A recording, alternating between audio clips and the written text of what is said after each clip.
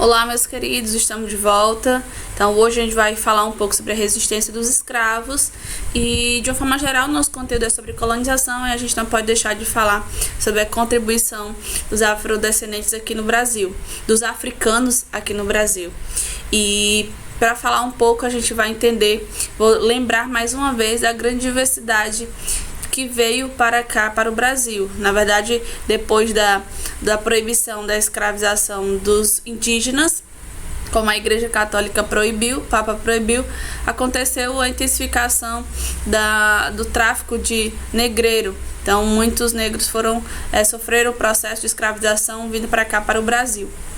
Então, a gente lembra também daquele ponto que dos africanos, como aconteceu esse processo de escravização, aquela pergunta base, os africanos escravizavam africanos?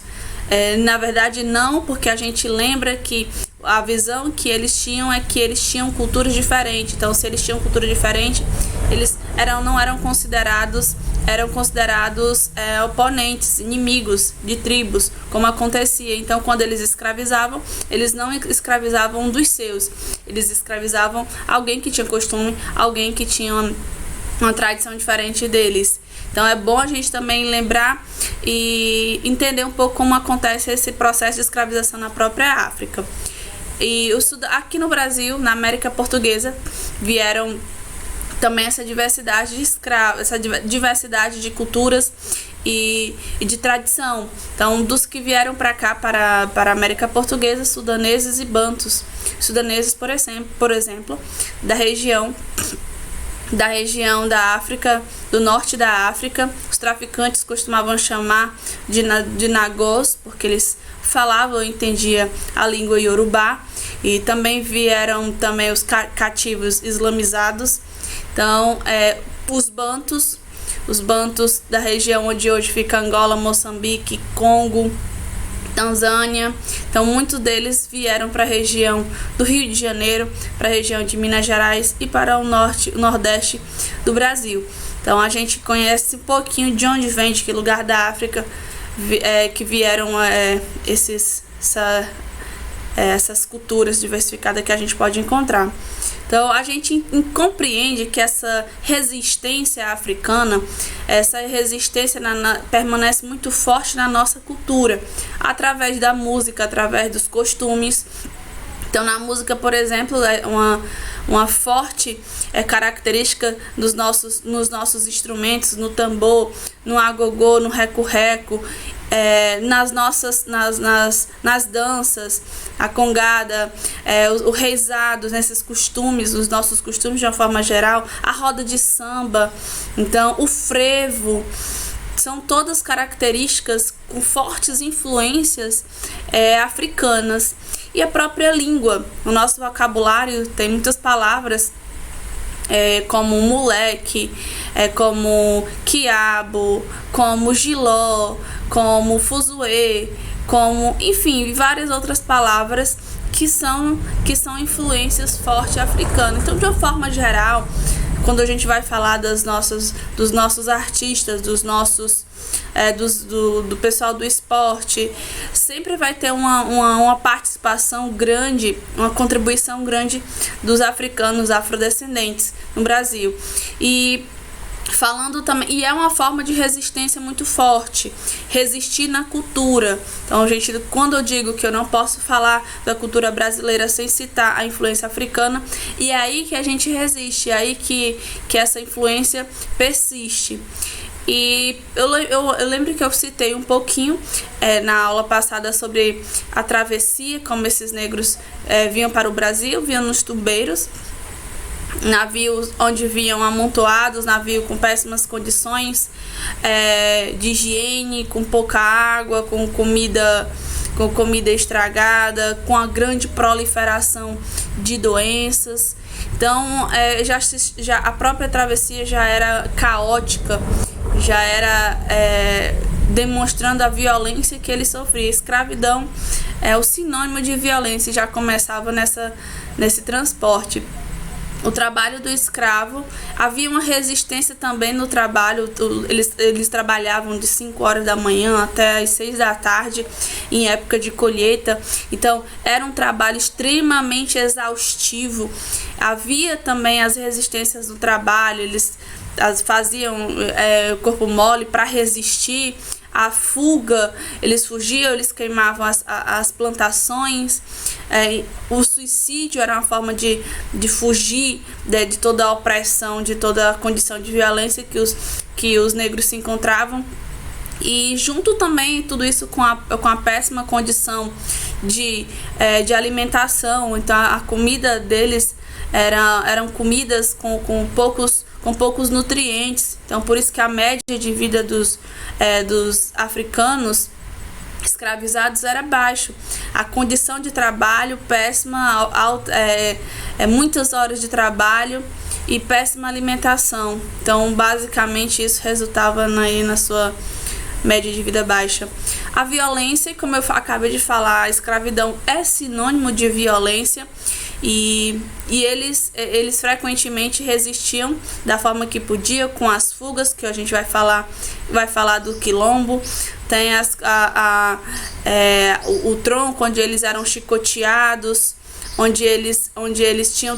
A violência também não era só física, a violência também era psicológica. Imaginem o distanciamento da sua família. Alguns deles, como eu falei para vocês, da diversidade, não entendiam a língua do outro, o seu nome, deram dados outros nomes a eles, então a identidade dele, eles perdiam, eles lutavam para resistir, para ter a sua identidade, mas era desconsiderada a sua identidade cultural quando chegava aqui no Brasil. Então, uma forma de resistir, por exemplo, são os quilombos. Os quilombos não são só não aconteceu apenas aqui no Brasil, mas aconteceu onde a escravidão existiu. Então aqui no Brasil, um quilombo de grande conhecimento foi o quilombo de Palmares, em Alagoas, e com o grande nome de Zumbi dos Palmares. Zumbi, que por sua vez nós temos no nosso calendário o dia 20 de novembro, que é uma menção aí à sua morte que aconteceu. E é lembrado como uma forma de resistência, como uma forma de tratarmos a consciência negra. Consciência negra que nesse período nós trabalhamos na escola, não somente nesse período, na escola e em todos os ambientes tentamos destacar a importância de discutirmos sobre as contribuições africanas e sobre o respeito à etnia africana. Mas essa data é uma data em que acontece culminâncias e uma reflexão e debate sobre o tema. E falando um pouco sobre os quilombos de Palmares, a gente vai destacar aí que é um refúgio de fuga, onde não havia apenas os escravos que fugiam para lá, mas também os homens livres. Tinham a agricultura, praticavam o comércio, e foi fonte de resistência. Muitas investidas foram enviadas para destruir quilombo, e houve uma resistência forte. Eu coloquei também na imagem Dandara, esposa de Zumbi, que também lutou contra as investidas para a destruição de quilombo. E em meio a tantas resistências, foi chamado para liderar contra quilombo o Domingos Jorge Velho, que era um bandeirante paulista que perseguia aí índios no interior do Brasil, e foi enviado para combater as resistências do quilombo. E quando o Zumbi, já enfraquecido, é vítima desse ataque aí final, e ele acaba sendo morto, mas a morte não bastava.